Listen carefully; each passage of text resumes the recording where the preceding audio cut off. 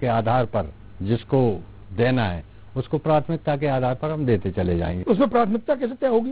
प्राथमिकता जो है आर्थिक आधार पर तय करनी चाहिए, ऐसा मैं। शिवराज जी कहते हैं मध्य प्रदेश एक मंदिर है, मैं उसका पुजारी हूँ, तो कह सकते हैं कि अब गांव के पुजारियों की तो भाग्य बदल सकता है, किस्मत उनकी रंग ला सकती है, क्योंकि एक योजना के तहत आप आगे बढ़ रहे हैं। लेकिन ये गांव तक ही सीमित है या फिर कस्बे, जिला मुख्यालय और राजधानी के मंदिरों के लिए भी है? प्रदेश की हम बात करते हैं और प्रदेश का जो आयोग है, तो निश्चित रूप से गांव हो, कस्बा हो, नगर हो, महानगर हो, राजधानी हो, सबकी ओर हमारी निगाह रहनी चाहिए। और हर जगह अपनी अलग समस्याएं, लेकिन उन समस्याओं को भी आप नकार नहीं सकते, उनको भी जो है इग्नोर नहीं कर सकते, नजरअंदाज। लागू भले गांव में हो, लेकिन राजधानी तक का रास्ता खुला है।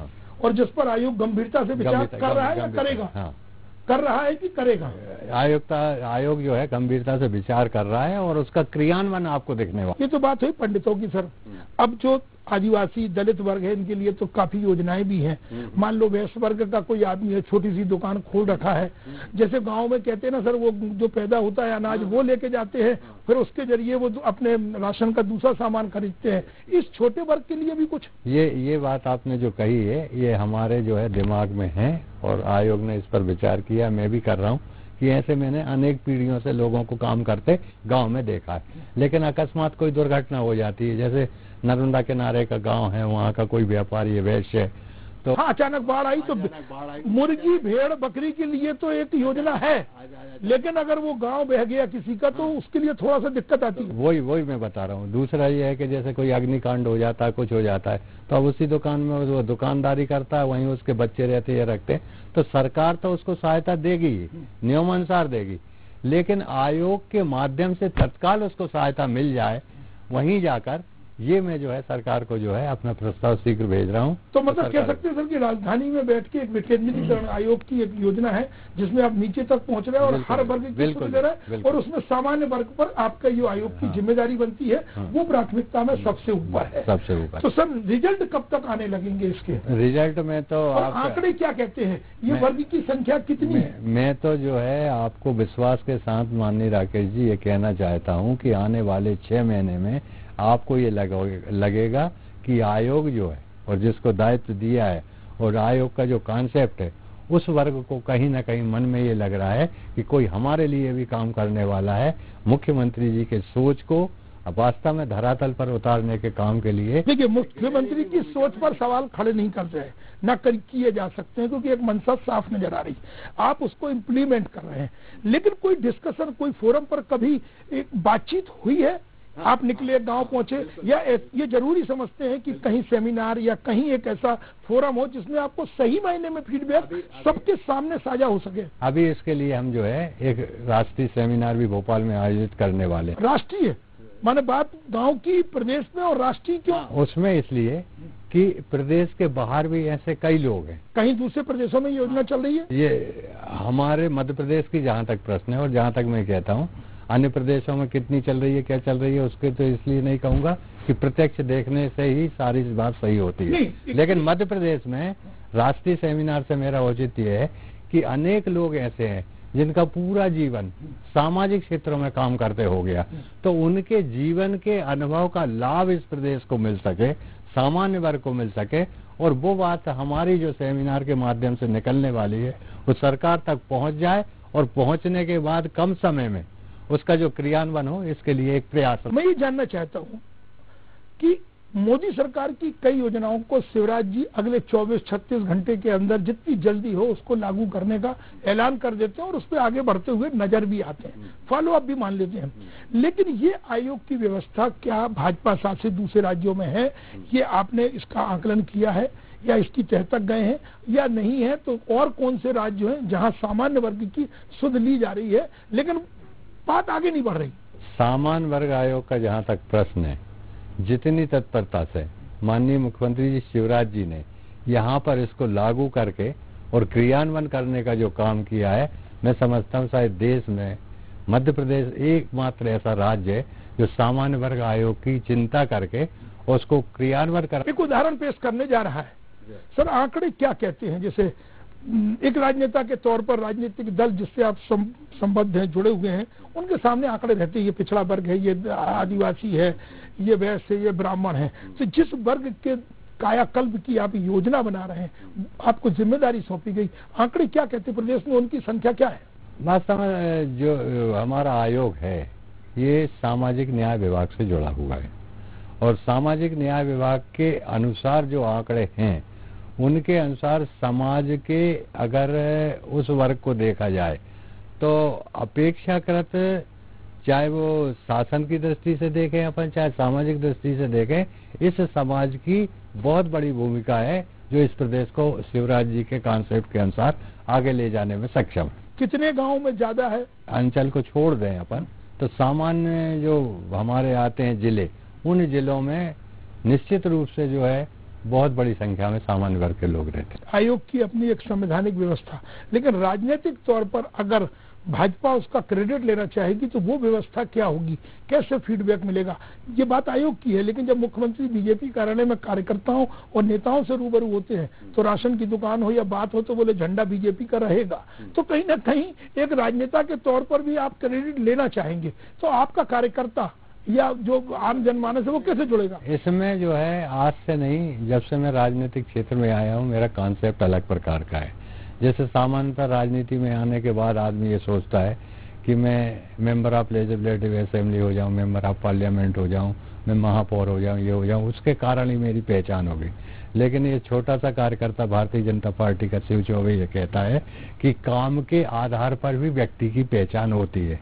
तो जब सामान्य वर्ग आयोग का काम जो है गांव के व्यक्ति को देखेगा जो अभी तक पहुंच के बाहर था इस आयोग के माध्यम से, तो उसे ये लगेगा, एक आत्मीयता का भाव जागृत होगा कि यार ये व्यक्ति हमारे लिए है, सरकार तो हमारे लिए। ये तो शिव चौबे की ब्रांडिंग नहीं होगी सर? शिव चौबे की ब्रांडिंग मैं और मैं, ये शिवराज जी की योजनाओं के क्रियान्वयन का प्रतिफल है। हाँ। चलिए, ये जो जिम्मेदारी मिली, इसके पहले आप खनिज विकास निगम के अध्यक्ष थे, गौ संवर्धन बोर्ड के उपाध्यक्ष थे, फिर उसके बाद आप अध्यक्ष भी बने, उपाध्यक्ष से अध्यक्ष बने ना, तो ये तीनों दायित्व में आप अपनी उपलब्धियों से संतुष्ट हैं? कुछ नया करके गए? हाँ, मुझे संतोष ही है। जब मैं गौ संवर्धन बोर्ड में अध्यक्ष था तो विश्व में एकमात्र गो अभ्यारण्य जो है मध्य प्रदेश में खुला है, जिसकी संकल्पना माननीय शिवराज जी ने दी और उसको जो है क्रियान्वयन किया। शाजापुर जिले की सुसनेर तहसील के सालरिया गांव में आज गो अभ्यारण्य स्थापित हुआ है और 6000 गाय वहां पर रह रही हैं। लेकिन चर्चा उसकी नहीं है सर। कुछ दिन पहले चर्चा राजधानी के समीप बैरसिया जैसे गौशाला की होती है, तो ये स्थिति क्यों निर्मित होती है?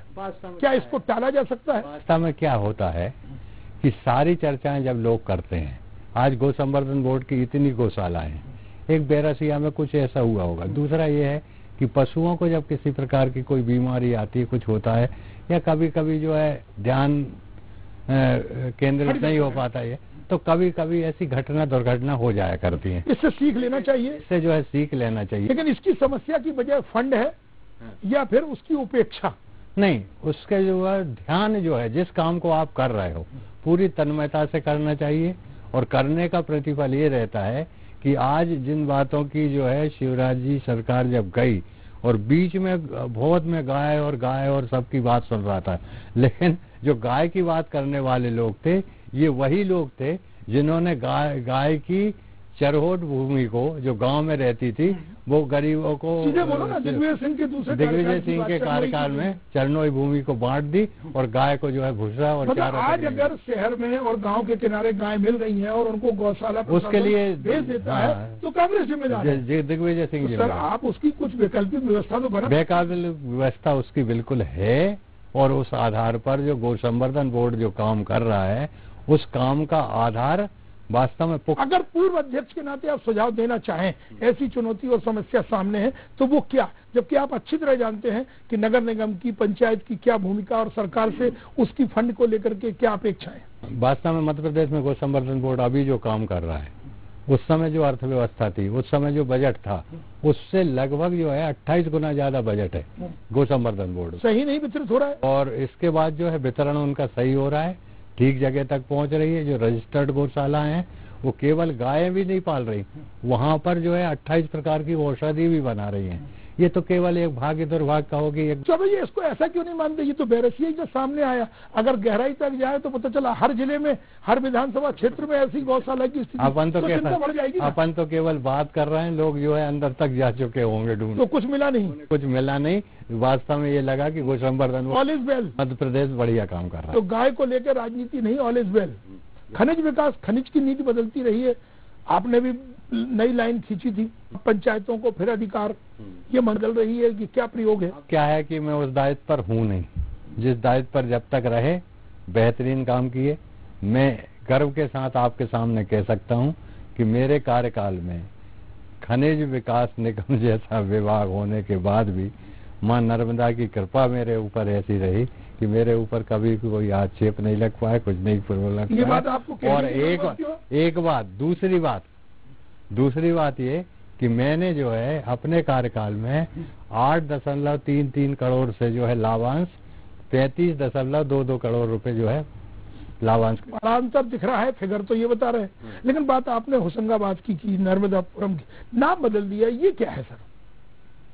देखो सोची समझी रणनीति नहीं, होना तो ये चाहिए था कि देश जब आजाद हुआ था तो इस देश की आजादी के बाद इसकी पहचान केवल भौतिक जो है आवश्यकताएं नहीं थी। मैं मानता हूं कि भौतिक आवश्यकताएं आज की आवश्यकताएं हैं, लेकिन इस राष्ट्र को केवल भौतिक आधार पर विश्व में पहचाना जाए, ये उन लोगों की सबसे बड़ी भूल थी, जिसको आज 70 साल बाद धीरे धीरे हम सुधार पा रहे हैं कि आज सत्ता में रहने के बाद भौतिक आवश्यकताओं के लिए नाम बदलने से पूरा हो जाएगा। आप एक मिनट राकेश जी, आप ये माने तो कि जिस तरह की शिवराज जी ने इस मध्य प्रदेश की भौतिक आवश्यकताओं को बढ़ाते हुए परिश्रम की पराकाष्ठा की, लेकिन सांस्कृतिक अभ्युदय के आधार पर भी 56 योजनाएं चलाकर इस प्रदेश को ये बताया कि वास्तव में इस राष्ट्र की और मध्य प्रदेश की पहचान संस्कृति के आधार पर ही है, और संस्कृति के आधार पर ये सब परिवर्तन हो रहा है।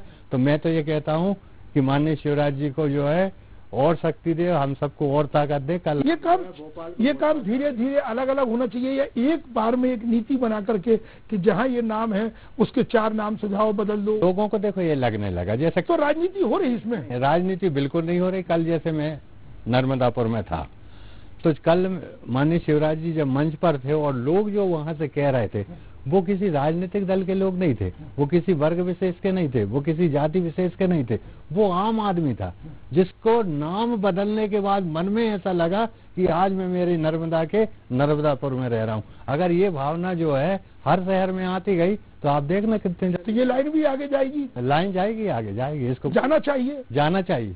तो ये चुनाव का एक एजेंडा सेट नहीं हो रहा है? नहीं, चुनाव, हर चीज को चुनाव से क्यों जोड़ना?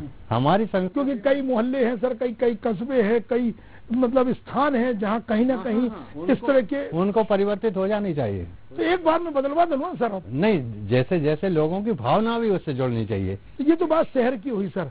अब गणवेश पे आ जाते हैं। अगर सरकार के मंत्री कहते हैं कि गणवेश को लेकर के एक बयान, फिर शिवराज जी की बाकायदा अनौपचारिक बैठक में मंत्री को फटकार भी पड़ती है और 24-36 घंटे के अंदर वो बयान भी बदल लेते हैं। तो प्रशासनिक निर्णय होगा इस संबंध में, सरकार और मंत्री और विभाग जो है बताएगा आपको कि वास्तव। तो ये एजेंडा मतलब थोड़ा जल्दबाजी में सामने आ गया। नहीं, सरकार और वो कहते हैं ना सर, रुख से नकाब जरा हटा दे, मगर आहिस्ता आहिस्ता। नहीं राकेश जी, उसमें जो है सरकार और इन सबको बैठकर जो है तय करेंगे। चलिए, आपका कार्य क्षेत्र नहीं है, लेकिन आप फिर चर्चा को हम विराम दें। कोई बात आयोग को लेकर आप जो कहना चाहते हो? आयोग को लेकर मैं 2-3 बातें कहना चाहता हूँ कि आयोग का एक तो कॉन्सेप्ट क्लियर है। माननीय मुख्यमंत्री जी के स्पष्ट निर्देश हैं कि समाज के अन्य वर्ग की तरह मेरे लिए जितने भी वर्ग आते हैं वो सब समान है, मुझे उसमें किसी प्रकार का भेदभाव नहीं है। इसलिए इस वर्ग की भी उन्होंने चिंता की, और ये तो मां नर्मदा की कृपा है कि उन्होंने मेरे ऊपर विश्वास किया, और मां नर्मदा मुझे ताकत भी दे कि उनके विश्वास पर खरा उतरूं। लेकिन निश्चित रूप से समाज का ये वो वर्ग है जिसने अनादि से लेकर आज तक समाज को आगे बढ़ाने में अपनी अहम भूमिका निभाई है। लेकिन कुछ कारणों से उनको लगने लगा था कि यार हम कहीं अब उपेक्षित तो नहीं हो रहे, तो ये नए सिरे से भरोसा जीतने की कोशिश में जो है ये भावना आ ना पाए कि नहीं, शिवराज सरकार जो है सब वर्ग के लिए, सब उनके लिए। तो अगर ऐसा थोड़ा बहुत भी कुछ लगता है तो उस भावना को दूर कर, ये राय दुरुस्त है। हम उनके जो है अनादि से लेकर आज तक की भावनाओं का सम्मान करेंगे और प्रदेश की प्रगति में वो शिवराज जी के साथ कदम ताल करेंगे और सहयोग करेंगे। वास्तव में अब इसमें भी सर कोई उम्र का क्राइटेरिया, मैं फिर एक बार जानना चाहता हूँ, क्या महिला या पुरुष, बुजुर्ग